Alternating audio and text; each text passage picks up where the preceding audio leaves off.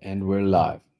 Okay, guys, I'm gonna do a stream on geopolitics, which is not really my forte, but like something I know a little bit about because of my interest in political philosophy.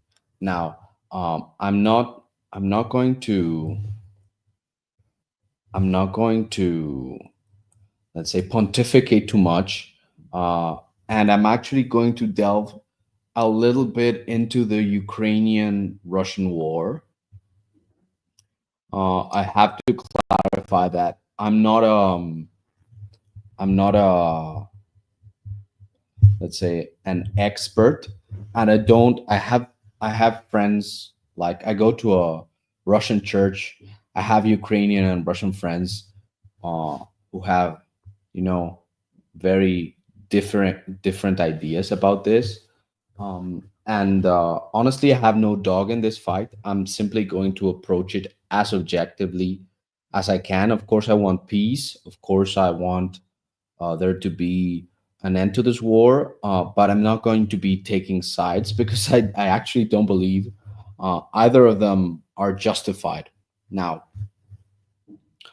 um, I understand why why a lot of people, um, especially in the West, take interest in this war because it's actually a war that reflects a lot of our current, let's say, um, issues with uh, ethnicity, nationality, what is legitimate, foreign interference, cultural imperialism, all those kinds of ideas. Because fundamentally, Ukraine is a country that is torn between being Eastern and between being Western. And both the US and Russia are vying for power, and Ukraine is caught in the middle in the sense. And This, from what I understand of history, has been, let's say, it has been actually a feature of Ukrainian, I would say, identity, even in the sense that it has always been basically subject to other powers. Now, fundamentally, if I had to boil down that conflict into one question, it would be, um, are Ukrainians and Russians one people, or are they distinct? And the main question that I would have to explore is, where does sovereignty come from? Now, this stream is titled Realism and Geopolitics because I think that realism has some good things to say about geopolitics, but at the same time, um, realism is not enough to ground authority and sovereignty. So realism can give you, let's say, what is required in a worldly sense to get sovereignty, and which I would definitely boil down to having nuclear weapons. Um, but it's not enough. What actually gives you true sovereignty is an orthodox monarch. Like, you need orthodox monarchy to be truly sovereign. So um, what I wanted to say about the Ukrainian case is that right now Ukraine is at war because it chose a path of disarmament. It chose to give up its nuclear weapons. When the Soviet Union fell, Ukraine had a lot of Soviet nukes, but because of its, let's say, economic situation, because of poor leadership, it gave up its nuclear weapons in favor of the promise of material welfare. So this, from a strictly, uh, let's say, academic perspective, from a strictly realpolitik perspective, this was a mistake. This was a mistake that doomed the country to not have sovereignty. Now, this I say with no ill will, with no desires of my own on the subject. Is simply the perspective of a school of thought which favors power, which favors, let's say, self determination, in terms of strength, and which favors a diplomacy of strength. Now, the thing that is perhaps interesting for Westerners is that um, Ukraine did all of these things with the promise that democracy would be enough, that it would lead them to both economic and political prosperity, and that democracy could be legitimate. So, what we're seeing is, in a sense, a case of the West failing to defend and to defend their worldview in a practical sense, but also in a philosophical sense. Because the premise of liberalism is that you get to express different opinions. But what we're seeing is a liberalism that is actually trying to, let's say, impose its own worldview everywhere else. Like it's an imperialistic liberalism, uh, the one that we tend to associate with the neocons, of like trying to spread democracy everywhere. And it's a liberalism that, if you're somehow critical of it, then you have no place in it.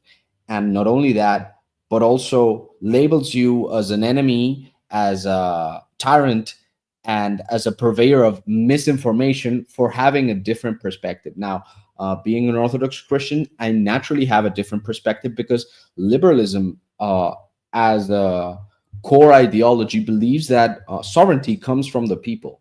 So the people decide who rules them, and this is what legitimates government. Now, Ukraine bought into that lie, and unfortunately, has fallen to the most basic trap that realism uh, always points out, which is, you can choose, you can want to be sovereign, but if you cannot actually defend yourself militarily, economically, culturally, you're not going to remain sovereign. Now, this is also interesting because of the cultural aspect.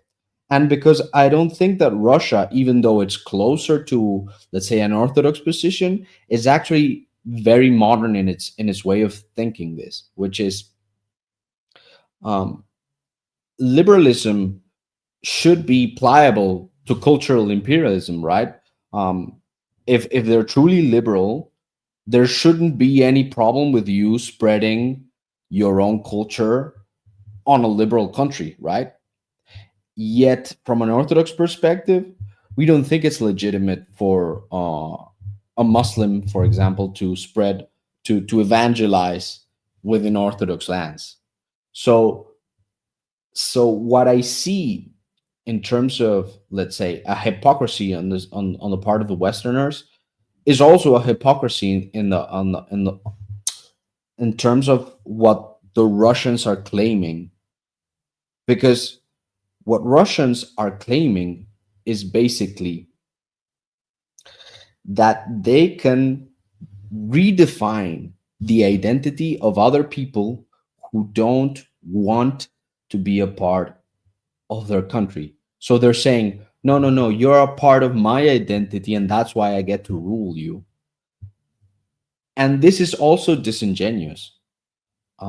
Even if you create this very complex, let's say, historiographical argument of how the Russians and the Ukrainians share a common identity, and because, like, the Kievan Rus was part of, was the center of, Orthodox Christianity in the Russian Empire and whatever. Even if you are right on all those issues, that does not entail that modern Ukrainians see themselves that way, want to see themselves that way, or that you ought to, let's say, take their lands by force. Now, I know that Putin uh, has a, let's say, geopolitical ambitions. He's very clear about his geopolitical ambitions, by the way, um, and I do not doubt that uh, Russia would love to have to annex the whole of Ukraine. I'm pretty sure about that as well. Now, my question would be, why does Russia think that simply by a show of force they can get to annex their long lost brother? Like, if you had an Orthodox king, I don't think he would behave that way. If Russia had an Orthodox king, I think he would create such prosperity that Russians and Ukrainians would unite under his banner. So, in that sense, I would say, unfortunately, unfortunately, a dictator cannot force people to become part of a country if he cannot control them.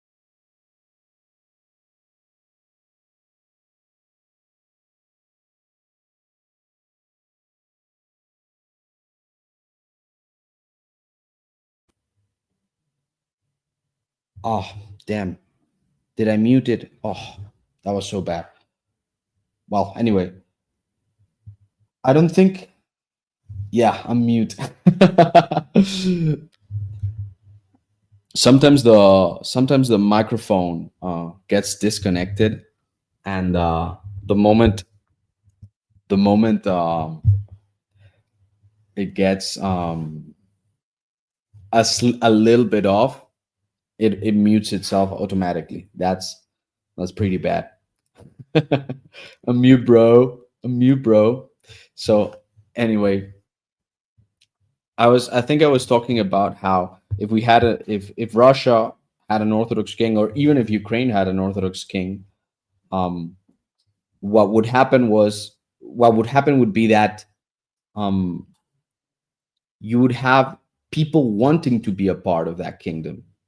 You wouldn't need to, let's say, have a strong army to conquer the other uh, it's like Putin is presupposing like Ukraine is a rebellious province that is trying to break away, and it's not like that at all. It has already broken away. The Soviets like determined uh, that this should happen. In a sense, Stalin created like a self-destruct button on the on the whole Soviet Union, and the Soviets did a lot of ugly stuff. Like a lot of people in Ukraine, they starved because because they because the Soviets basically starved the Ukrainians and took their grain away from them. So I would definitely understand if Ukrainians don't want to feel part of the same political union. The thing is, they don't have the might to do so, and they're also trying to do it in a way that is inherently illegitimate. If the Ukrainians had a king, had an orthodox monarch, then I would be super in favor. I would be completely in favor. But they don't. They're choosing liberalism, and liberalism that doesn't pan out. Now, I had a few notes about this because originally the stream is not meant to be just about Ukraine, right? It's meant to be about real politics in general. Now, what I wanted to say about real politics is that nuclear weapons, from a real politic perspective, nuclear weapons are the key to understanding if a country is sovereign or not. If you don't have nuclear weapons, you're effectively a colony. The Ukrainians sold their sovereignty by giving up their nuclear arsenal.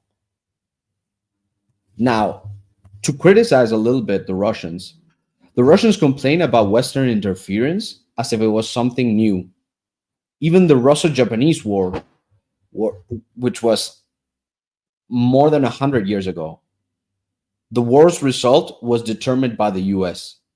So, like after the war was over, Japan won the war, and the U.S. intervened to give the better conditions to Russia, which was at that point the Russian Empire. So this thing that betrays the fact that globalism is a reality and has been for hundreds of years. Um, this result is not challenged by Russia. Why? Because it wasn't in its favor, right? But now, when the US is trying to meddle in other countries' affairs, they cry wolf, right? And it's right. Like, the problem is that the US is trying to meddle with every country in the world. It's trying to, like, determine how every country should be run. And in this sense, the criticism that Russia lobs at the US is correct, because liberalism is fundamentally corrupt. It's fundamentally bankrupt. But we have to be intellectually honest. Globalism has been here for a long while. It's not something that we can somehow pretend is new. And like I said, I don't think there are good and bad um, sides in this war, in this Ukrainian war. Um, what I do think is that there are, let's say, concepts that we have to express, develop, articulate in order to prevent these conflicts from occurring. Because what I see as, let's say, what enables these conflicts to happen is that people don't have a clarity of thought. So anybody can have like their own version of the story instead of like appealing to truth. And I think Orthodox theology is super clear and needs to be articulated in political form for us to be able to say, no, no, no, this was wrong, this was right. And to give an answer to these questions. Are Ukrainians and Russians one people? I don't think that they are. But without, let's say, a legitimate source of authority, it's winner takes all. It's realpolitik. It's just people fighting for money, for land, even for people's lives. Now, I don't think that the West is right, and I don't think that what's happening is spiritually healthy, because even if you don't, if you're not convinced about it, there are a lot of Orthodox Christians within Ukraine, and probably a lot of Orthodox Christians have died. So on both sides, so we cannot be we cannot be ambivalent about this. Doesn't mean that it doesn't mean that we cannot or shouldn't take sides, but it does mean that we have to speak about what's at stake, because it's not just, let's say, worldly affair. It's actually a worldview that is at stake, and which neither Russia nor Ukraine nor obviously the West is embodying. Orthodox Christians are dying, but not for Christ, and this is a real tragedy. Now, I don't think that we have, let's say, delved deep enough into the issue that would bother, let's say, most Westerners, which is cultural influence. I think that's one of the key questions um, in this situation, which is, well, is it legitimate for a country to, let's say, impose um, morality in its laws? I think, well, most of my listeners would agree with that. It's necessary that every law legislates morality. But what happens when one country is trying to deliberately undermine you politically, culturally, imposing their own culture? Um, would you consider that an act of war? And where's the limit? Um, can countries seal themselves hermetically? Should they? What is the Orthodox Christian path, and what are we, let's say, suggesting? Because I don't think it's orthodox to claim that the state ought to legislate every little thing, but states do have the task of legislating culture. and the hypocrisy that the Russians point out in terms of like the West trying to impose and spread liberalism everywhere is actually hurting Orthodox people. So that's the angle that I would take personally. I think that modern war has unclear and fuzzy borders for two main reasons. One is nuclear weapons. Countries that have nuclear weapons will always choose a proxy war instead of direct war because a nuclear war is too big of a risk. And cultural imperialism. And the problem with cultural imperialism is that every group has a different line on what's acceptable or not. So I think that's the, let's say, that's the conversation that I think needs to happen, because liberalism pretends it's not culturally imperialistic, and it definitely is. And I think we Orthodox people should be more culturally imperialistic, but respecting the other country, respecting their own views about what is legitimate or not.